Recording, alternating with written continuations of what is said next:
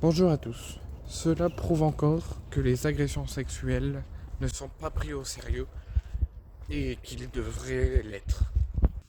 Et que surtout que les agressions sexuelles, que ce soit dans un monde normal, entre êtres humains, ou que ce soit dans le monde du football, ou que ce soit dans des personnes politiques ou des personnes connues, souvent il y a de la légèreté, c'est pas pris au sérieux, les victimes ne sont pas crues et pris au sérieux, et les personnes fort connues qui ont plein d'argent arrivent à s'en sortir.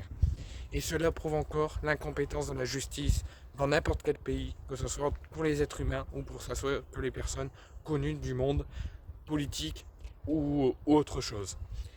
Je ne sais pas si vous vous souvenez, il y a quelques années, Luis Rubiales avait commis un acte impardonnable, un acte honteux et abject et agerbé sur une joueuse espagnole lors de la cérémonie de trophée après que le pays ait remporté un trophée pour leur sélection.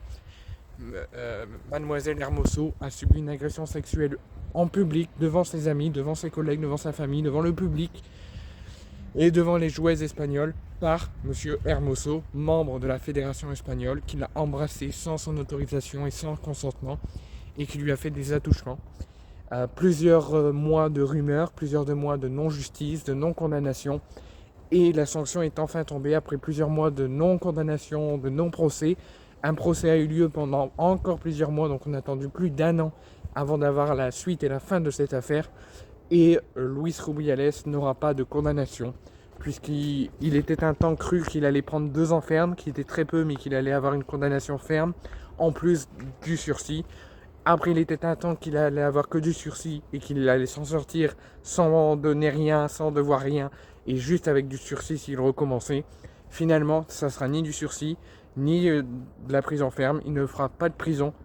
Il a été acquitté par rapport à sa condamnation, mais il est juste sanctionné d'une amende de 20 000 euros et qu'il devra payer 10 000 euros pendant 18 mois à Mademoiselle Hermoso. C'est un petit peu plus de 20 000 qui était prévu de base. Finalement, il doit donner 10 000 pendant 18 mois à la fédération, mais aussi à Mademoiselle Hermoso, qui a été victime de cet acte délibéré, de cet acte honteux, agerbé et abject devant le public tout entier.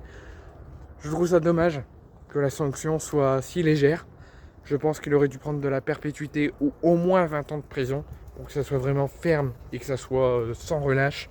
Et je trouve ça dommage qu'il a été acquitté parce que il a été sanctionné, mais il méritait une condamnation et s'il n'en a pas, pour moi, il est acquitté.